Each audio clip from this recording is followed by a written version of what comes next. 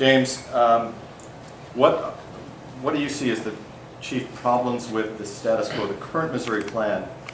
And I'm probably not going to be popular saying this here, but legal special interests at times. The personal injury attorneys at times have kind of gamed the system by electing their friends to the commission and have exerted too much influence for a process that's supposed to be nonpartisan. The language of the changes themselves, I think, will not make a lot of sense to most people. It's taking one very complex and fairly obscure way of putting judges on the court and replacing it with an equally complex and obscure way of putting judges on the court. There's no system, any system, that takes the politics out of it. You know, opponents of what we have now often like to talk about, well, the federal system works for the federal. If you don't think the federal judge appointments are political, you have been living under a rock somewhere. The two things it really does is to keep big money and pure politics out of our judiciary.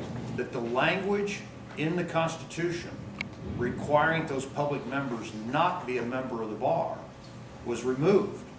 So this whole argument that the proponents have had about the influence of the bar was changed by their own language, by their own sponsor, to take that language out of the Constitution. We have had tremendous support from businesses in Missouri for the nonpartisan court plan.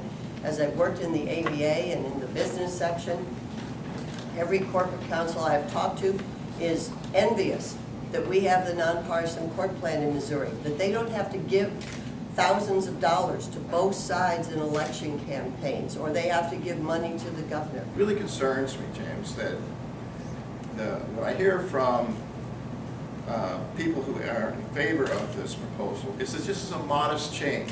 And if you say that often enough and long enough, people will start to believe it. This is, in fact, a radical change. In this room, probably 80% are attorneys, and of the state, attorneys make up less than 0.5%, roughly. So, I mean, this audience is going to be a little somewhat skewed. I think you have to go back to, again, the fundamental question is, where do you want that authority? Do you want it with the people? Do you think a governor who's elected by the people should have a little more influence, or the current process? And we're probably just going to disagree.